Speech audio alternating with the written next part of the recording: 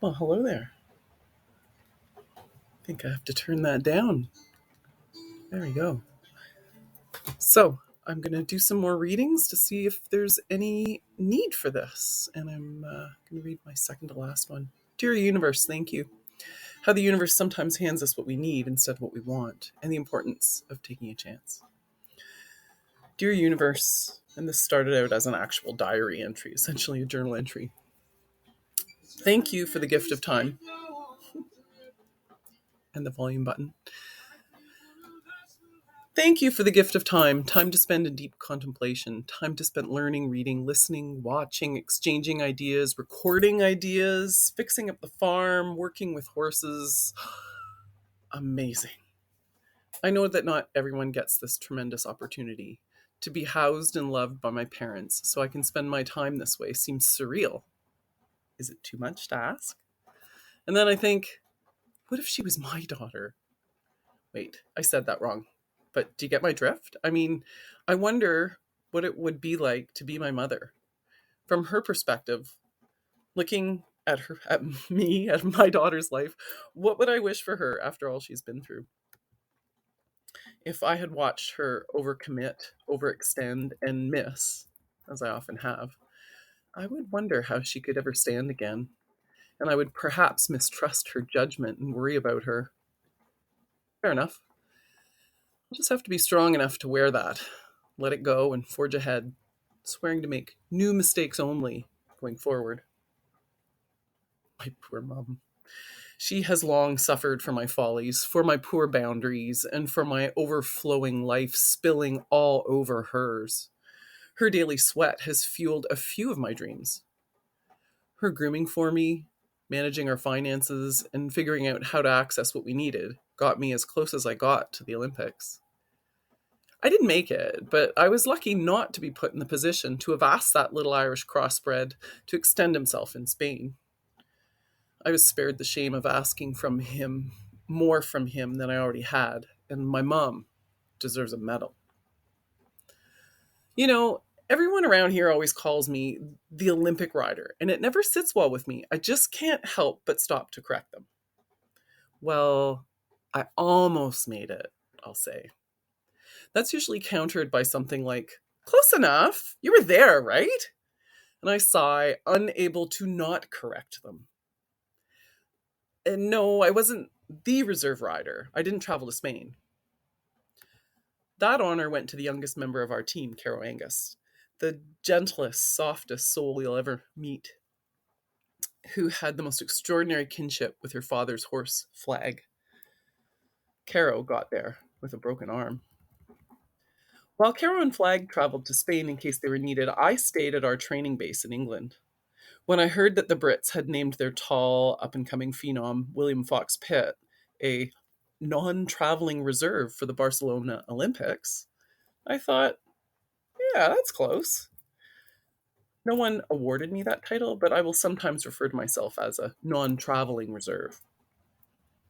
I grew up planning to ride in the 1992 Olympics since before I can remember. It seemed just a matter of getting creative to make it happen and being willing to work really hard to invest sweat equity in someone else's dream while I learned from their experience. And so I did. And Keitha got creative. I know most would take a peek and say, well, she was married to a vet, Paige. She didn't have to get that creative. And that's where you'd be wrong. As you unroll your eyes from the back of your head, I'd like to take a moment to disavow you of that delusion. My father became a vet because he grew up in charge of all the animals on his small prairie farm, where at the tender age of 10, he found his father's body floating in a nearby creek. My dad grew up unable to afford a vet. The animals always paid the highest price for his family's poverty, and it broke his heart every time he couldn't help ease their suffering. It was intolerable. His memoir, Back to Willow Creek, which he wrote longhand and published on his own, tells one of the stories of heartache that fueled his desire to be able to help animals and other farm families struggling like this. He tells the story of a botched castration and the loss of his very first colt.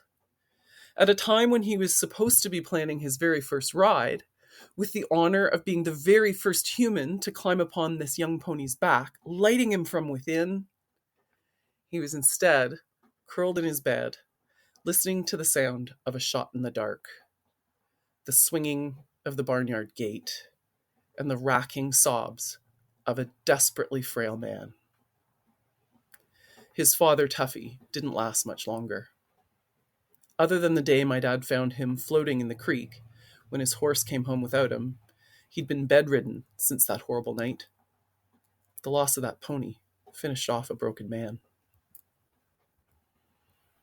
And so my dad had to be creative too. He found school relatively easy, so eventually figured out that he could use his brains to get the education he needed to become a vet.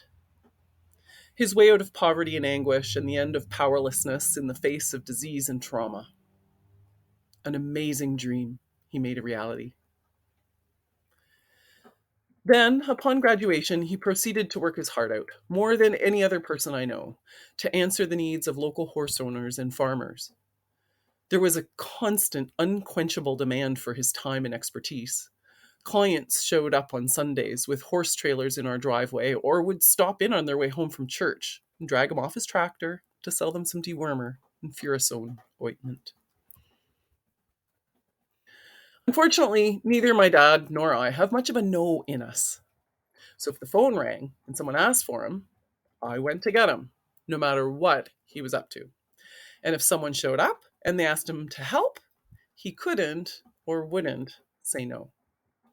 He needed a gatekeeper, and that was Keitha. Somebody had to do it. Chuck worked as hard as he could go and was bringing money in, but never equivalent to the rate that it went out. He was giving his services away at a rate that couldn't sustain the farm and the family he had grown, so he took a civil servant job for stability with Agriculture Canada. He still practiced veterinary medicine from 4:30 p.m. to 10 p.m. most nights, and he went to the standardbred breeding operation he ran in Powassan before his office job in the morning. And the phone? It rang off the hook. It was insane. Every night, my mom had dinner ready at exactly 6 o'clock and started buzzing the barn through the intercom to give him a heads up 10 minutes ahead of time. She usually had to buzz back, "Chuck, dinner is getting cold." But he'd take a break where he could get one. In between taking and developing x-rays, freezing joints, doing flexion tests, and taking blood samples. Oh, and talking with the clients. There was plenty of that too. And laughter. So much laughter. I heard the same stories over and over, but I never tired of them. They got better every time he told them. And as a born performer, he told them a lot. And so everyone loved him. He made sure you got what you needed, whether you could afford it or not, and somehow that trickled down. And the universe made sure that my dreams came true, whether we could afford it or not. And the truth is, we couldn't. We couldn't have done it without having access to the kinds of special trades and deals only a vet can get for his kids' ponies. Everyone in the North was invested in my success, and so it's no wonder you all call me an Olympian. You were all along for the ride. We couldn't have even made it to England to be contenders without a community fundraiser and tons of local support. It was such a crazy long shot. After a promising start as an advanced level rider in my teens and early 20s, a series of cross country mishaps in 1992 kept us from qualifying for the Olympics. That is to say, we qualified by the IOC's, that's the International Olympic Committee's criteria, laid out by the FEI, the International Equestrian Federation. But we did not qualify by the Canadian criteria, which were more stringent. One of the cross-country penalties was incurred when, against my better instincts and what I had rehearsed incessantly for days, I took what was supposed to be the easier option, turning O'Reilly away from what he was focused on right in front of him. And we fell.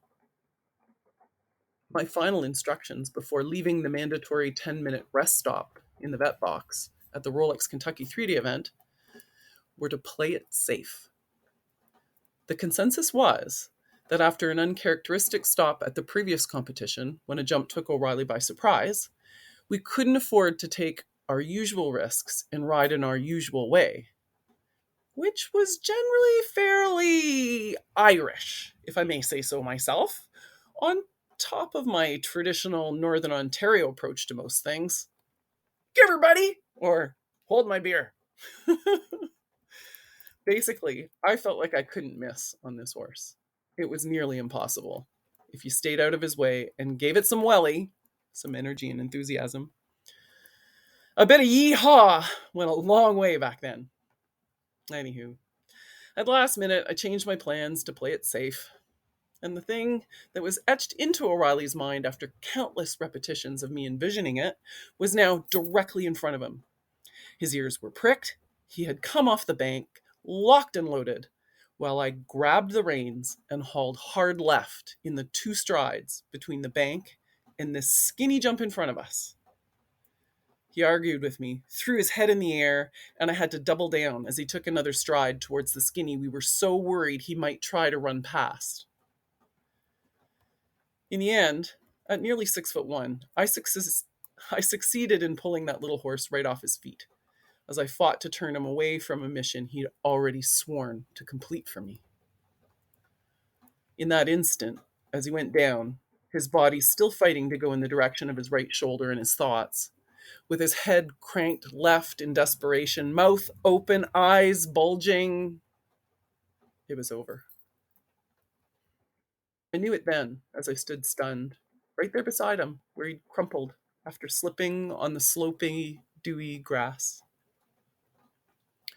For a moment, he was so confused, hauled out of the dream, out of the flow, stunned, winded, gutted. When he jumped to his feet, I sprang aboard.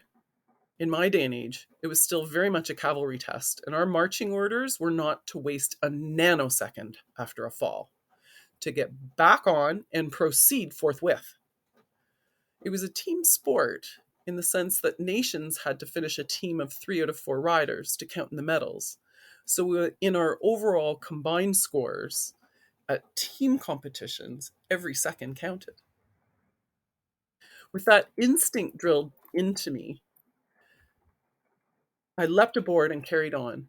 But from that moment on, everything was different. From that moment on, the dream was over. Until that moment, every single ride, every jump, every stride had been to make it to the games. We finished the course without further penalty, but you should see the photos from the rest of the course. Me, scowling, O'Reilly, also scowling. They're the only photos you'll see of that horse without his ears pricked on the horizon, looking forward to, and usually strangely prescient of, what was coming next. MASH's Radar O'Reilly of the horse world. The disillusionment of something you've held to be real is a strange lost feeling. Surreal, you know? But then there was hope, apparently, depending on who you spoke with. There was one more event after the Rolex Kentucky 3-day event called Checkmate, at which I could show up, show my worth, and petition my case to the IOC if necessary. Our chef d'équipe advised me to try for a good result at Checkmate. Then, like a Canadian diver and swimmer who had missed mandatory selection trials for injuries, but were clearly healed and the best Canada could send, I was supposed to petition the IOC and argue why I should go above someone else. Oh boy. Super duper. We consulted the head of the Canadian Selection Committee, Liz Ashton. She told me, Paige, it doesn't matter if you win Checkmate. Our hands are tied by our criteria. We can't send you. The last person on our list of phone calls for advice was our team coach, the famous Jack Legoff. He said, young lady, get yourself to England. We can't send you if you aren't over there. And if we need you, we'll figure it out. You'll never know. Anything can happen. His last words to me were, "Where there is life, there is hope. Get yourself there." And so the odds were stacked against me, but there was a possibility, a glimmer of a chance for a small town girl from Northern Ontario on a game little horse who looked like he belonged in front of a wagon to make it to the Olympic Games if we could afford to travel there. Malcolm Nickerson dared to raise the idea of a fundraiser, and my relative, Mike Corbeil, and a large group of friends and family ran with it. The community put on a 2 day family fun on the farm day of a lifetime and raised just enough to cover the cost of flying a horse across an ocean and the costs of keeping said equine athlete fed, happy, and sound while training with the core team in England for 3 months preceding the games. In the end, of course, I didn't go to Spain, and I often have to remind myself that that was not a failure, but rather an effing miracle that I was on the world stage at all. Seriously. I was 22 years old, and I was among the top 8 in our country. And that is only because my friends, family, and community cared enough to show up, cough up, and take a gamble alongside me. It took a while to get to this perspective and to realize how lucky I was. But now I am cognizant of that every damn day. So now when I say, no, I wasn't a reserve at the Olympics, I was sort of a non traveling reserve, and I explain myself away from identifying as an Olympian, no, it is in deference to those who were, and with thankfulness for how close I came. Though you will not find my name on an Olympic roster, you will find my friends' names, including the lovely and endlessly humble Carol Angus. The word Olympian is an honor reserved for those who made it, and it is in deference to those whose names are etched in history that I clarify that. I'm also, at the same time, happy I didn't make it there. As I alluded to earlier, it would have finished that little horse. 30 years later, and I'm back home again, and Keitha continues to fuel my dreams. I'm cognizant of my enormous privilege to afford the time it takes to write, learn, think, test theories, and create things. Most people don't have the option of living on their parents' farm and creating a life with enough time to take care of my body, feed and stimulate my intellect, spend time with horses, explore music, the healing arts, horsecraft, drumming, singing, and write about it all to fulfill my purpose. But most people, if asked, particularly after some life-changing catastrophic event, what would you do if you could do anything? Would come up with something pretty spectacular, right? I mean, if there were no financial limits, if there was no fear, if there was no chance of failing but only of thriving, then what? What would you do? Well, I'd spend my days writing in a little cabin, making videos to help horses be better understood by their humans. I'd write about the amazing horses who gave me wings and the tremendous opportunities I have now because of them. I would write about ending generational trauma and about better ways I'm finding with horses.